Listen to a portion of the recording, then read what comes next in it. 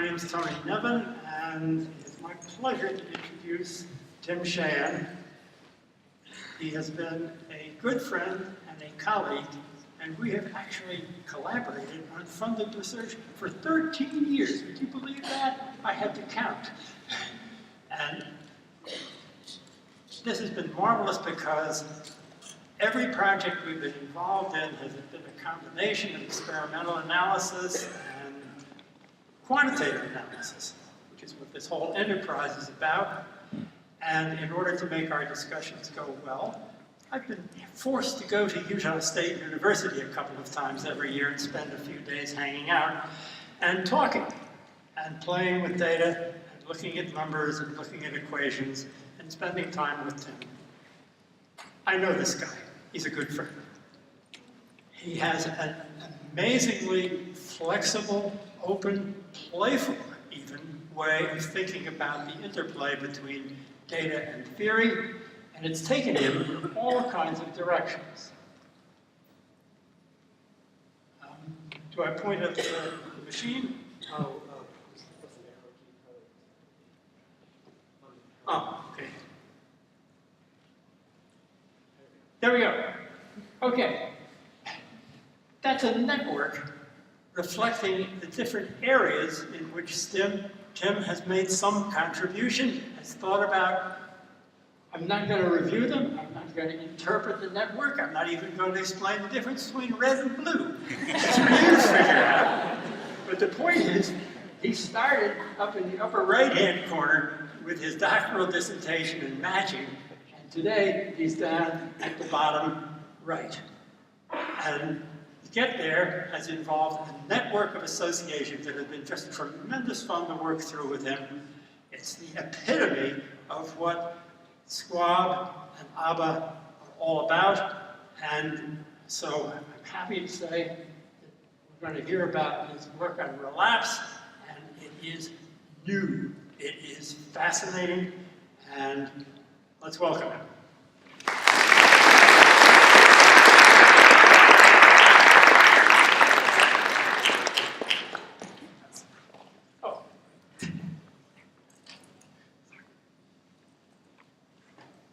Okay, well, thanks, Tony.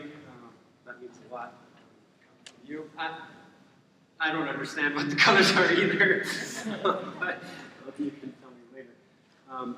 Okay, so today I want to talk about relapse of operant behavior. I'm going to stick to operant behavior, although the phenomena that we're going to be talking about today have all been demonstrated or were originally demonstrated in Pavlovian conditioning. But I'm going to focus on operant behavior because I think that's the most relevant for us. So what we're talking about here is an increase in some operant behavior that's been previously eliminated. Okay, so this is at the core of everything we hold as important, is getting rid of unwanted behavior or improving behavior that we want. And it's predominantly following elimination of behavior with procedures that involve extinction. Not always, and some of these phenomena you can demonstrate with other ways of suppressing behavior. We're not really going to talk about those today. I think this has wide-ranging, and lots of people do, implications for all sorts of problems that we deal with. Substance abuse, you can think of overeating, and especially for this group, problem behavior and intellectual and developmental disabilities, which is where I'll draw most of my examples today. It's important because, as others have noted before, it poses a serious threat to generalization and long-term treatment maintenance. So you get the behavior to go away, but it's coming back at some point later on when something changes, some change in circumstances. Okay, so in a typical relapse experiment, you've got behavior that's being reinforced initially, in the experiments it's called phase 1. Phase 2, you put that behavior on extinction, and in some cases something else might change as well. We'll talk about what some of those things are, and in the end, you change something else, and then you're going to see an increase in that previously eliminated target behavior. Now, I'm going to go through 3 main types of relapse. There are others. I'm not going to talk about them all, but I'm going to start with reinstatement. And this is just an increase in extinguished behavior upon re-exposure to the reinforcer. Now, often this is response-independent deliveries of the reinforcer. It can be response-dependent presentations as well. And what you see is that exposed to even those free reinforcer deliveries, the behavior comes springing back up. This has been known about for a long time and demonstrated hundreds and hundreds and hundreds of times, primarily because it's been the going animal model of relapse to drug seeking, and so lots of neuroscientists use this all the time. Okay, so here's an example. This is from De Leon et al. 2005. This is an adult with IDD. This is just inappropriate behavior over here during baseline, in which it was reinforced on an FR1, I think. They extinguished the behavior, and then out here, they are just delivering free reinforcers every 60 seconds. And what you see is the behavior is coming back, even though there's no dependency there. Just exposure to those reinforcers is bringing the behavior back. It's a classic reinstatement. Renewal. This is an increase in a previously eliminated behavior with a change in stimulus conditions from where extinction occurred. And there are a few types here. The main one for right now is an AB called ABA. And what this means is in stimulus conditions A, context A, the reinforcer is being delivered for the response. It's extinguished in different contexts, so a change in circumstances. So with animals, this would be a change in a cue light or something like that. And with humans, this is maybe a change in room or something like that. And then, although extinction is still in effect, when you are the organism is re-exposed to the initial stimulus conditions, what you see is an increase in that previously extinguished behavior, even though it's still not producing reinforcement. Now, ABC, AAB, it's basically the same thing here, except you substitute C, which is a novel stimulus, and you also see renewal, so just changing away from the extinction context. In AAB, you're doing extinction in the same place here, and then you go to a novel context, which we're calling B, and you also see an increase in behavior. This is a study from Mark Fountain's lab that shows all three of them, so that's why I'm showing you this one. You can sort of see the relative magnitudes as well. In acquisition, behavior is being reinforced. It's being extinguished over here. Notice for the ABA group, it's responding a little lower than for the AAB. That change in context itself actually made the behavior go down a little faster. But most importantly for us out here in the renewal test, if you expose them to that A stimulus condition, again, you get a big increase in extinguished behavior. Less so with AAB, but it's there. Down here, acquisition in A, extinction in B, and then exposure to C. See, that's ABC. It tends to be smaller, and it's not always reliable, but it does occur. Resurgence. This one is close to my heart. This is where I've spent a lot of time, and spending more and more time, as it turns out. This is an increase in a previously extinguished operant behavior when some other behavior that's been reinforced more recently is also extinguished. And I think the reason this one is important, and probably the most important to this group, is that it's very closely related to the DRA procedure, like functional communication training, where you have some unwanted behavior, you put that on extinction, you arrange for some appropriate response, which you then reinforce, saying attention please, rather than hitting someone, for example. But then, if the alternative reinforcer is omitted, someone isn't delivering it, or even if it's then, as we'll see in a second, what you see is that eliminated problem behavior comes back, even though it's still not being reinforced. Okay. Here's an early example of this in a clinical setting. There are many more in clinical settings, lots of experimental ones. This one was just a good one. And so we've got problem behavior here, and baseline being reinforced, and they implement functional communication training. You can see the problem behavior go down. The alternative appropriate behavior, which was pulling on a card, actually, with this particular case, goes up and stays up. But then when they put card pulling on extinction, what you see is this eliminated problem behavior jumps back up again. They repeated this again, and it's way out here. You can see that resurgence was really big even the second time that it went away. So that's the problem behavior coming back when the functional behavior isn't being reinforced for a little while. Now, given that, the amount of research happening in resurgence is really increasing lately because of its importance. And so it's been kind of a hot topic. In fact, it's such a hot topic that there were not one, but 2 major motion pictures about it in the last year. And so, as you can see, these are also about bad things coming back. So, I don't know. Even Hollywood has gotten in on it. Okay, this is a SQAB tutorial, and I'm going to do my best to make it a tutorial. And I'm going to focus on theoretical accounts of relapse phenomena. So I'm going to focus on 3: context theory, behavioral momentum theory, and resurgence as choice. So context theory, this comes from Mark Boughton, and there it is in its simplest form. All relapse is renewal. Now, there are some details we got to fill in, but I'll explain what I mean. It's actually a bit more complicated than that if you work at it. Here's what it says at its core, that extinction generates conflicting associations. And here's what they mean by that, is that initially, the response produces the reinforcer. So they learn this response reinforcer association, the responding produces the reinforcer. But then when you put the behavior on extinction, that's conflicting with that association, is now the response doesn't produce a reinforcer. So there's ambiguity. Is reinforcer production related to the response, or is it not? Contextual stimuli serve to disambiguate by promoting retrieval of that memory of the initial response reinforcer learning. So stimuli are making it clear which one of those things is true right now, right? So it's like a word with 2 meanings, and you're providing an additional context to say, okay, that's what you mean.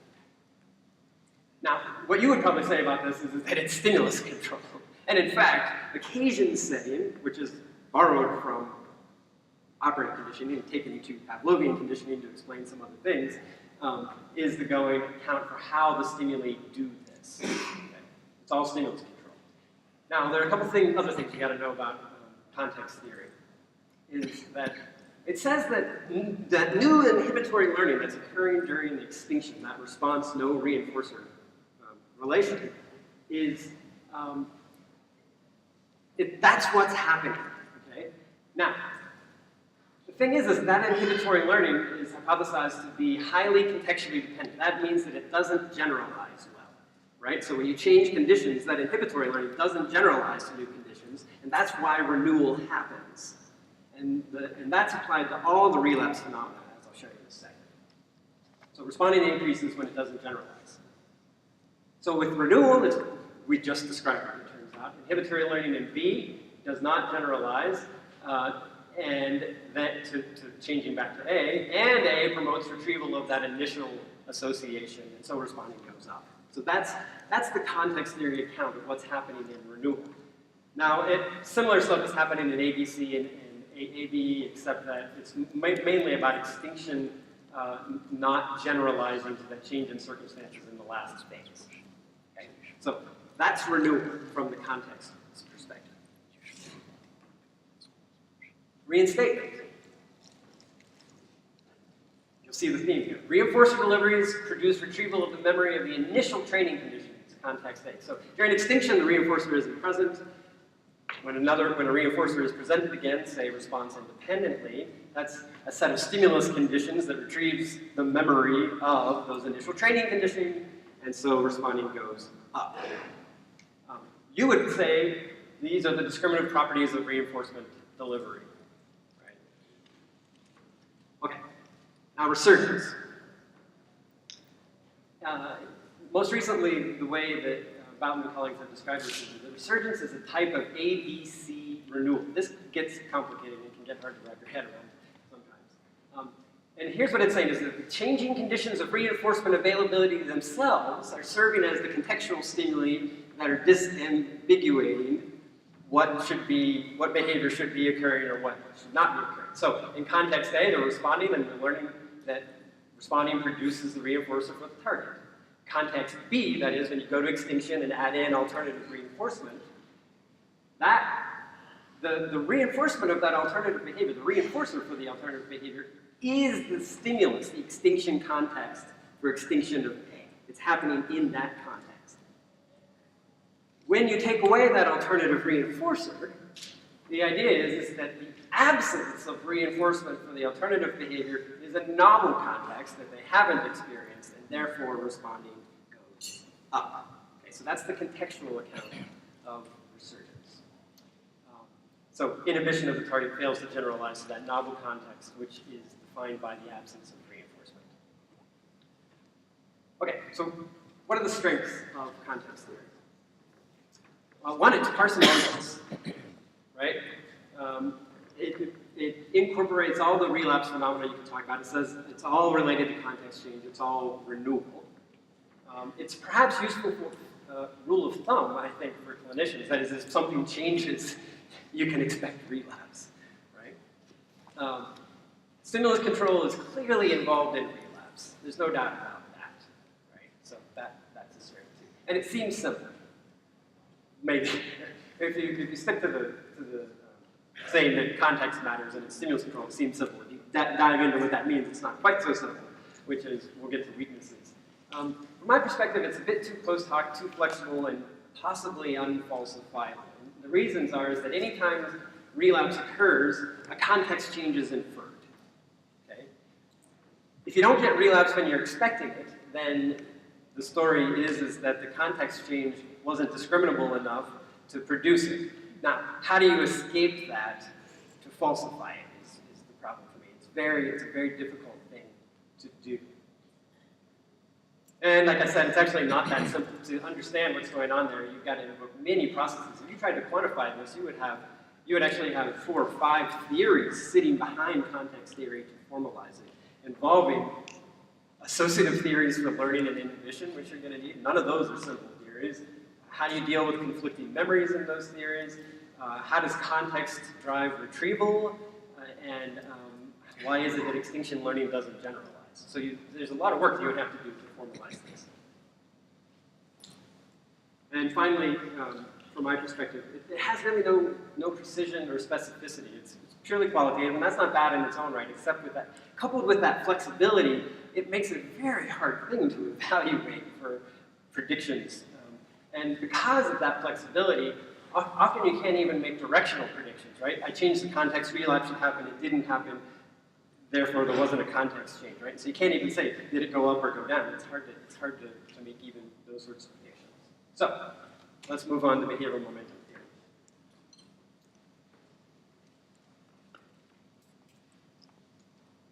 So, behavioral momentum theory is a quantitative account of how reinforcement affects the persistence of behavior under conditions of disruption. I'm going to focus on this part right here. It's most important for us right now.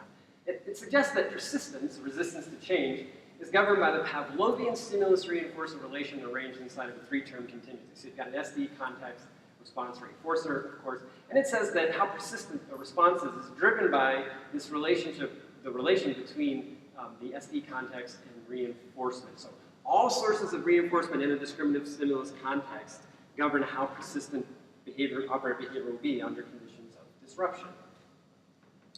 So it typically uses, in studies of behavioral momentum, you use a multiple schedule, so you arrange more than one stimulus context, discriminative stimulus context up here. So we've got a rich and a lean alternating, we've got little blackouts between them, and these little white lines that you may or may not be able to see are reinforcers being delivered. And you can see in the rich component, we're delivering a higher rate of reinforcement than in the lean component. Now, from momentum theory, you run this, you establish a baseline.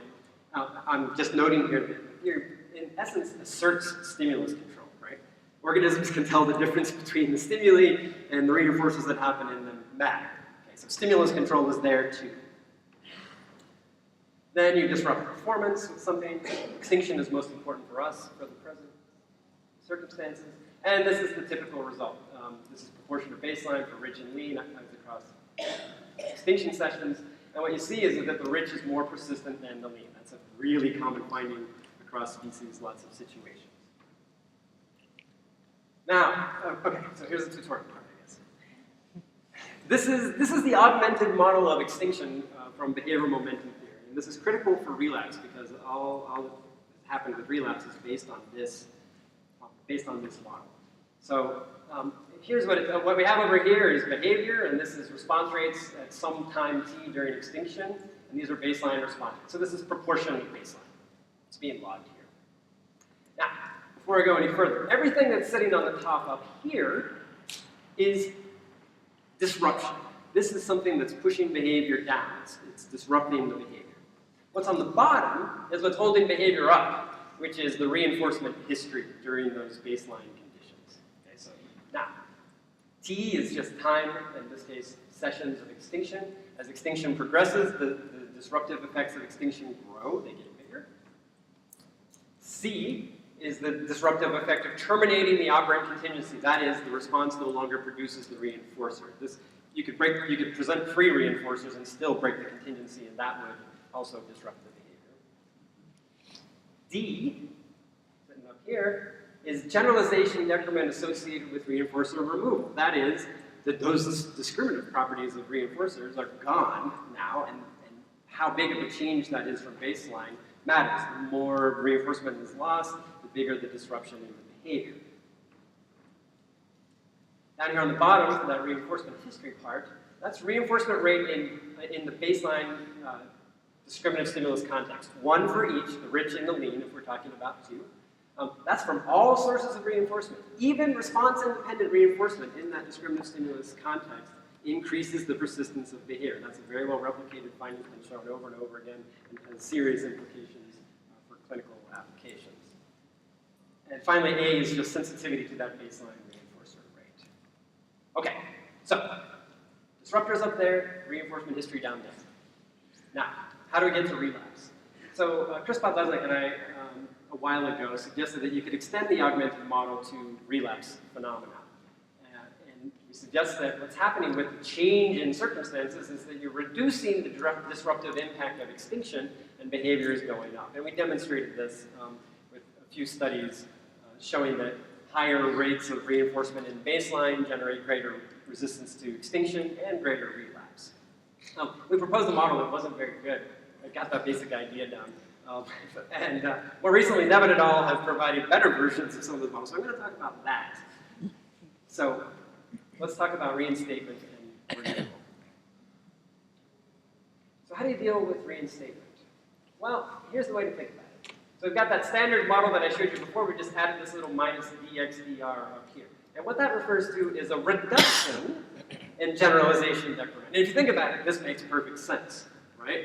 So you've got a generalization decrement associated with extinction, and then when you put reinforcers back into the situation, right, there's less generalization decrement. That's why it gets a minus sign. So it's reducing disruption, behavior goes up. That's reinstatement. So here's a fit of this that's also in that paper. This is pigeons and multiple schedule. This is from a lab course at USU that Amy Odom provided for this paper. And what you see here is these are pigeons that respond on a VI schedules for 120 reinforcers per hour or 30 per hour. You see you get more persistence with the high rate and the low rate, and when you do reinstatement with BT60 food presentations, you get more reinstatement. And here are the predictions of that momentum model with that data set, and it's pretty good. That makes some amount of sense. What about renewal? So here, we've got these changes in stimulus contexts from A to B and all that. Remember in Boughton data, I said when you change to B when you go to extinction, it actually suppressed behavior faster, right? So that's an added source of disruption. And that's exactly what this plus DSP is. That's an increase in disruption by that change in circumstances when you go to extinction in context B. But when you change out of that context, then you're reducing that disruptive impact. When you leave the extinction context, right, you're relieving some of that disruptive effect of the stimulus context, and behavior should go up. Okay? So here's an application of that to some data. This is in the Nevin et al. 2017 paper as well. This is pigeons, multiple schedule again. These are the pigeon data. We've got rich schedule, lean schedule. Rich is more persistent than lean in both cases here. Up here we've got ABA. And down here we've got ABC renewal, and you can see that the rich goes up more than the lean, rich goes up more than the lean. And here are those the model predictions, which are not too shabby. So it's doing a pretty good job with renewal as well. So that's nice. So what about resurgence? So me and Maggie Sweeney a while ago provided a more specific model for resurgence. It's a little more complicated. And there are two core assumptions to this model. One is that alternative reinforcement, DRA reinforcement, is an additional disruptor. We think this makes sense, right? you're extinguishing a target behavior and providing an alternative source of reinforcement, that's more disruption. Second, those reinforcers are happening in a context. And so what we assumed is that those reinforcers further strengthen the target behavior by adding reinforcement to the context. So they have these two countervailing effects, right? Disrupting and strengthening at the same time. And here's what that looks like. It's that same model we've been talking about all along. We just added alternative reinforcement, which is RA, and it has two effects. One, it's in the top, so it's a disruptor. Another, it's in the bottom, it's strengthening. It's part of the reinforcement history now. K is just scaling those into terms of disruption, not in terms of reinforcement. And that's it. Notice that we're adding those reinforcers that are happening during extinction to the baseline. And importantly, in the original augmented models, that R stays there forever across extinction. That baseline history of reinforcement doesn't ever change or go away. Okay? So we did the same thing here with alternative reinforcement, and we added them in, which turned out to be a bit of an issue. So here, this is just an example. There are lots of these from this model. This is if you had 20 baseline with pigeons, 120 baseline, and 120 with a bunch of added free reinforcers. Remember, the source doesn't matter from momentum theory, so the free ones increase persistence as well.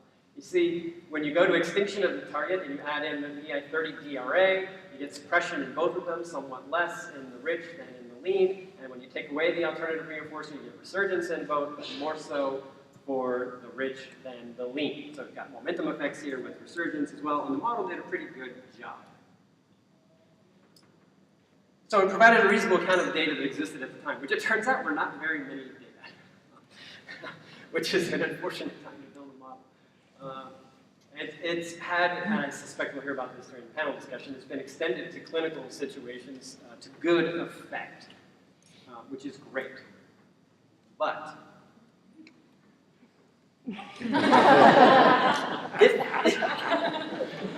if you do animal research, you know it can get a little messy. So this is what happened. It fails, and it fails in a dramatic way, which I'll tell you about. And you can read about this more. I don't have time to talk about all of it in a few places recently. Both assumptions that we made to incorporate that into the momentum theory don't work. It turns out when you look at all the data that have been added since then. So let's take the first one. DRA reinforcement during extinction serves as an added source of disruption. Nope. Okay, so this is complicated. Forgive me, but it's a point we need to make. This is a rat study. This is not in multiple schedules. This is in single schedules.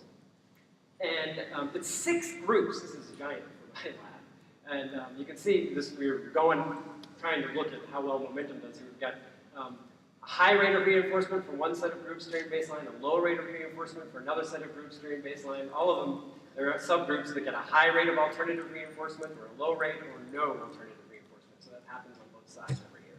And then lastly, we do a resurgence test where we take away those alternative reinforcers. Now,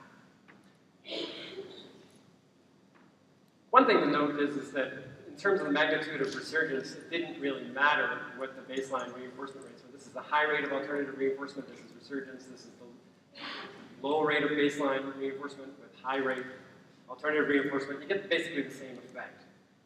Importantly, for that first assumption, I want you to look at the extinction functions, which are right here. This is a high rate of alternative reinforcement. This is a low rate of alternative reinforcement. Notice that those are on top of extinction. In that equation, and that assumption is that alternative reinforcement is a disruptor. Okay, that's not working, right? Because the conditions with alternative reinforcement are more persistent, not less persistent. And that happens over here too. Maggie Sweeney and I have seen this in other experiments. You can find other experiments that show exactly the same effect. It's a reliable effect. So what is that? Now, just to show you, Andy and I fit behavioral momentum, letting everything vary, even parameters that are normally fixed. We just let them all go and do whatever they want. And there are 3 lines there to fit those 3 data sets. And even to a mother's eye, or a father's eye, I guess, you can see that things are not going so well here. It's doing really poorly over there, it's doing really poorly over there, and everywhere. So it's failing miserably with these data. It just can't do it. By the way, in that Nevin et al. Paper, you can find another failure with a very similar experiment in multiple schedules as well. So it's not just that. It fails in a different way there. But okay. 2, DRA reinforcement strengthens the target by adding reinforcement to the context. This one was misguided in the first place, it turns out. But here's the problem is remember that reinforcement from baseline is there staying forever as you go across extinction and resurgence testing or whatever else you're going to do. It just stays there. It's like perfect memory, perfect keeping of that reinforcement history. We added in alternative reinforcement in phase 2, and it stays there for phase 3. The problem is, and Maggie explored this a lot in her master's thesis, which is published in JAB, is that it fails to account for DRA thinning in a miserable way. We never could figure out. So what do you do when you go to another alternative reinforcement rate, in the new phase 3, right? You go from a higher rate to a slightly lower rate, you add that in. Okay, as you start to do that, things go very badly for the equation here because the strength of the behavior keeps getting bigger and bigger and bigger, and the reinforcement rates they're experiencing are going down and down and down. The problem is that it doesn't have any clear way to incorporate reinforcement history with changing conditions. It's totally static with respect to reinforcement history. And that made it unable to account for DRA thinning. There are a couple of examples of it failing in that circumstance. So what are the strengths? It does a reasonably good job with reinstatement and renewal.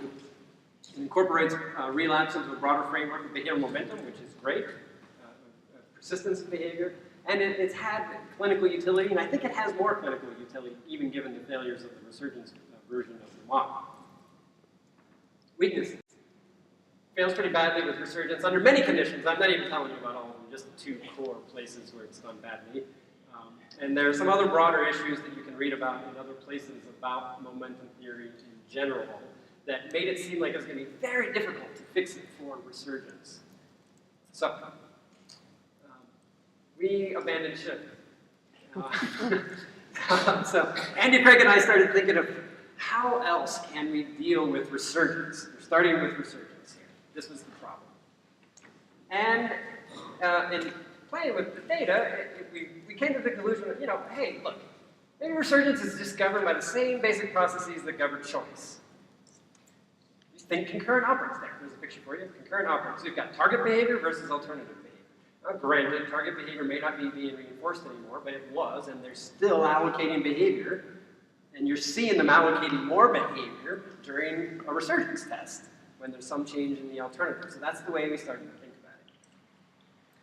Well, in terms of TRA, we're not the first people to have that thought, it turns out. This is like a who's list in applied behavior analysis, and people have been talking about why DRA works for a long time in terms of concurrent operands and the matching law, right? You're stacking the deck, putting this one on extinction, and reinforcing other stuff, and shifting the choice toward the appropriate behavior. So all we're doing here is extending that to resurgence. So that's based on the matching law. This is just a proportion of behavior to one of 2 options is a direct function of the relative reinforcement provided by them. Okay, that's something else. That's third science matching law. For us, we're going to be talking about the concatenated matching law, which we're talking about behavior matching the relative values of the alternatives because they might differ in more than rate. They might differ in amount or in quality, and so the matching law still holds here. How do you get this to resurgence? Well, we're just going to say target behavior, alternative behavior, the value of the target option, the value of the alternative option. And this is just, if we're only talking about 2 behaviors, this is just, in reality, the conditional probability of the target behavior, because this is all the behavior measuring, and this is one of them, so it's just a probability if you broaden it out a little bit. And so here's what we're saying, is that probability of target behavior is a function of the value of the outcomes historically obtained from the target and the value of outcomes obtained more recently from an alternative, say in a DRA. And so that's what this looks like. That's the core of RAC. Now here's the problem. Not the problem, but so if after extinction the target remains some value, then any decrease in alt value should make the probability of the target go up. Right? So I have to say is even extinction doesn't make all that value, reinforcing value, go away. The history is still there. It might be having less impact. But any decrease in alternative reinforcement value is going to make the target go up. That's resurgence. Now this is the problem. Where do you get those values? They're nice words, but it's also circular and unfalsifiable. It's in the same realm as context theory unless you quantify this and give us a way to know what they are. So the question is, how is a history of reinforcement carried forward in time and combined with present circumstances, in this case extinction, to determine value? And to show you how we do that, these are not data. This is reinforcement rates across a hypothetical resurgence experiment. So we've got phase 1 right here, targets being reinforced on a VI 30, and you see that's 120 reinforcements per hour. Usually these experiments, alt isn't even there, but I'll put zeros there, so it's 0 reinforcement for alternative behavior.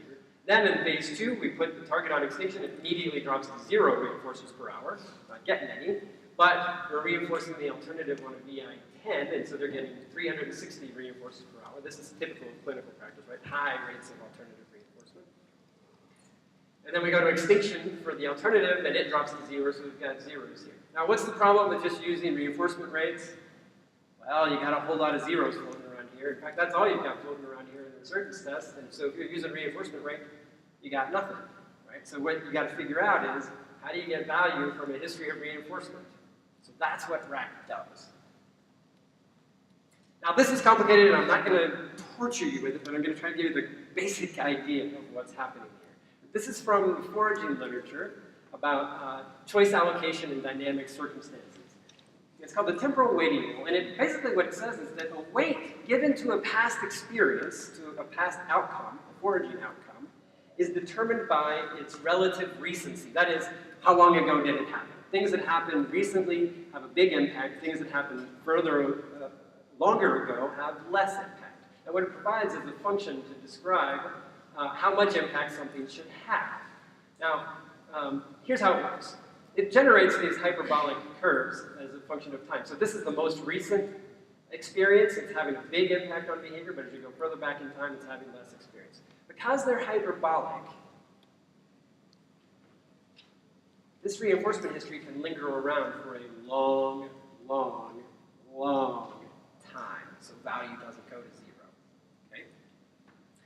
All right, and for this all to work out, the C here is currency. Basically, it determines how steep this function is. And one thing we've noticed that is important to do here is that how quickly experiences lose their impact seems to depend on the reinforcement rate that the animal's been experiencing for that behavior for a while. And so that's incorporated in here as well.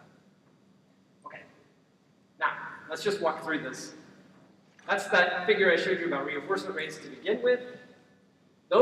These are weighting functions. Every session, there's one for every 5 sessions, but there will be one for every session. This is the last session, so that's the one we'll use out here at the end of the resurgence. So all you do is you calculate the weight based on the time. You multiply it by the actual reinforcement rate from today all the way back, and you add them up, and that gives you a value. What's the value of this reinforcement history for this option? And so if you do that once for the target and once for the alternative, going all the way back, what you see is thankfully, right, as it should be, the value of the VI 30 is 120 reinforcements per hour. Right? When you go to extinction, it drops off quickly at first and then slows down and lingers for a long time. When you start to reinforce the alternative, its value jumps up pretty quickly. When you put it on extinction, its value drops precipitously at first and it starts to slow down. Now, if you just dump that into the matching law, those values right there, the probability of the target, you see that in baseline, the probability of the target's 1, of course. You put it on extinction and start reinforcing the other one, it goes down precipitously. When you take away alternative reinforcement and the value of that option drops precipitously, you start to see these increases in the probability of the target. That is resurgence. Okay. Now, we're almost through the hard part here. That's probability, conditional probability of the target behavior. Nobody really wants that. What you want is response rates, right? But you can get there pretty straightforwardly through the matching log, here's the beauty, right? Once you tap into the matching log, you have this incredible toolbox to solve just about any problem you're going to come across, or start to solve any problem you're going to come across. So this is a modified version of Hertzenstein's response rate equation. It's exactly the same thing as the conditional probability one. We've got value target, target null. We've added in a parameter, so one free parameter here for asymptotic baseline response rates. And we're using, rather than R sub E, for reasons I won't get into, invigorating effects of reinforcement delivery. Okay? And this, we're suggesting is related to, say, motivating operations.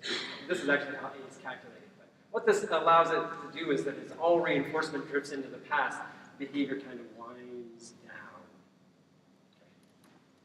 Peter Clean has worked all this out pretty well. So what happens? We take those value functions that we've generated, we dump them into that versions of Hertzenstein's hyperbola, and now we've got absolute response rates.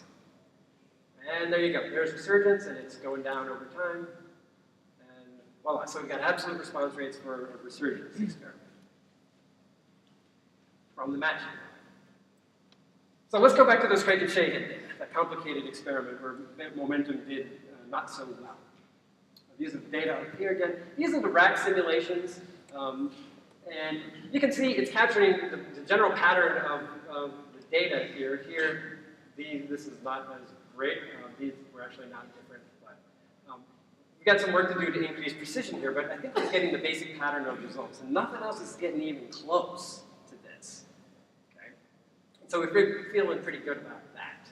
It's a pretty complicated data set. So what about schedule thinning? Well, lots of people know that you want to thin alternative reinforcement when you use an FCT or other DRA preparations to make it manageable. And often there are increases in problem behavior when you start to thin out that rate of alternative reinforcement. Right? Very common. Now, let's take an example from the animal literature from the Bout Lab. Maggie Sweeney and I have done this as well. The data are harder to look at, so I'll do this. And so this is 3 groups of rats. They all get VI 30 during baseline, phase 1. One group gets a high rate of alternative reinforcement on a VI 10. So let's look at that. They're down here. And when you go to phase 2, bam, they're slammed down. Alternative behavior is being reinforced, and it just stays there, right? Another group, which is our thinning group, that starts at a high rate of alternative reinforcement and thins to a very low, very, very low rate of reinforcement, actually. And what happens to them? Well, they go down just like the high rate of reinforcement group, because it's exactly the same. And then over time, as reinforcement rate gets lower, look at that, the behavior starts to go up. That's actually resurgence, right? You're removing reinforcement rates and the behavior is going up over time. Now, in thinking about this in a choice perspective, the reverse thinning group is actually very interesting. They start with very, very low rates of alternative reinforcement, and look, you don't get much suppression of target. And as it increases over time, man, they get slammed down here as well. Now, looking over here at relapse, what you see is that the high rate group, the VI 10, shows resurgence. The reverse thinning, which also ended on a very high rate of reinforcement, shows resurgence. But the thinning group, which is now already resurged, right? They resurged before you got there. They don't show resurgence. It doesn't increase, but it's already there. It actually is going down a little bit after that. So how does RAC do with these data? It does pretty well. So these are the real data up here. Here's what we came up with RAC, and it looks pretty good. So I feel like we're doing a pretty good job with reinforcement thinning, and you can start to understand, if you start to look at these things as choice, it all sort of just starts to clear up. To me, it does. It seems much simpler to understand. What about momentum-like effects? Well, it can do that too, and here's what it requires. You need to calculate values separately for each component, the rich component and the lean component. So in essence, you're calculating a different reinforcement history in the presence of red, rich, and in green, lean. So, like behavioral momentum and context theory, we're just assuming stimulus control. They can tell the difference between them. And so these are data from our 2009 paper. This is VI 30 versus VI 120. You see somewhat more persistence in rich than in lean when we added in alternative reinforcement, and when you take it out, you get more resurgence in the rich than in the lean, and RAC is doing that. It's actually, it can do better over here, but it's getting the basic pattern of result. It gets momentum effects if you handle it in this way. It makes a lot of other predictions. I'm not going to talk about any of them. I think all of them have clinical importance, and if you're interested in them, you can go to our paper. It's coming out in June, I think, to read about them. There's a bunch of them. I don't have time. Now, Resurgence has choice. This is about relapse in general, and the other theories we're talking about this, so I wanted to think about a little bit, how do you deal with these other relapse phenomena? And here's reinstatement. So, by the way, there's no alternative reinforcement, so that just drops out here. So we're using the same basic equation. So phase 1 is a VI 120, phase 2 is extinction, and then phase 3 we're adding in BT 120, and it goes up. And the way the theory is doing this, some details need to be worked out here too. I will not exaggerate or lie to you about it in terms of forms of functions later on. But the way that it handles it is that returning reinforcement after extinction reevaluates that behavior, right? It's adding reinforcement into that history, and the value is popping up, and so the behavior is popping up. What about renewal? This is like multiple schedules across conditions, and we need to do a lot of work here for formalizing it, but here's the way we're going about it. You calculate one value function that reflects the reinforcement history in A, one that reflects the extinction history in B. When you go back to A, that history is still there. It's sort of kept by the stimulus. That's what stimulus control is, right? It's further away in time now, so it has a little less value, but that's the way we're going to approach it. And when you do that, lots of people have been doing sort of these combinations between resurgence and renewal these days. These are just some examples. And that's the way, and I think this has a lot of clinical importance as well, that there's a change in circumstances and a change in alternative reinforcement, right? The alternative reinforcements are signaled by special stimulus. And by approaching renewal this way, you integrate renewal and resurgence theoretically, which feels right. But we need to work out some more details there. So strengths. It's accounting for a lot of data, resurgence data, including where behavioral momentum theory failed. And under most circumstances, it does it with fewer free parameters, by the way. And I think this is one of the best parts. It incorporates resurgence into a choice-based framework. That's been employed as a conceptual framework for DRA in the clinic for a long time, so it's nice to fit this phenomenon in there. And plus, you get that toolbox of matching theory, which you can make a ton of use of. All those other clinical implications that it predicts. Now, weaknesses. It needs some adjustments to refine the precision. We're gathering lots of data to try to work on that, to make it be more precise in its predictions. We're getting basic data patterns, but there's still some work to be done there. And we need new data sets to test some of the assumptions about how we're calculating that reinforcement history. It's not a small problem, and lots of people have tried other ways of doing it as well, and so we're trying to work out that we made the simplest assumptions we could to get it to produce data that look like real resurgence data. Those simplest assumptions may not work out in the long run, and so we're working on how they might need to change. And it needs work to extend more adequately to reinstatement and renewal, and if we did that, it's going to need a new name, I guess, because it's not just resurgence anymore. So, some conclusions here. In reality, none of these theories are completely adequate currently, and that's not unusual for theories, right? That's why we have multiple theories. Some do well at some things, some do well at other things. It's the nature of theories. If one of them was perfect, we could all just quit and go home, right? But that's not the way that it works. So all of these need refinement. And this is the most important part that I want to leave with, and something I'm thinking about a lot these days, is that all three of them, the way that I've used them here, assert stimulus control. Now, and I think what we need is a real theory of stimulus control to really understand relapse.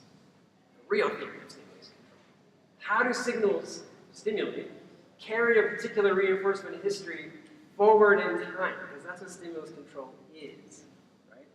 So how does that happen? Well, we've got some ideas about that based on our work on conditioned reinforcement, but I won't follow you. But we think that expansion of RAC into something like choice theory of relapse, it's just the matching law, right, is a promising start. And the first thing that occurs to me is, wow, hey, there are these matching law-based theories of stimulus control. That might be a good place to start. So that's what we're up to. So thank you very much. I'd like to thank especially Andy Craig, who I developed RAC with. Lots of other folks over here made contributions to my thinking about this. Maggie Sweeney and Chris Pavlesnik, of course, along the way.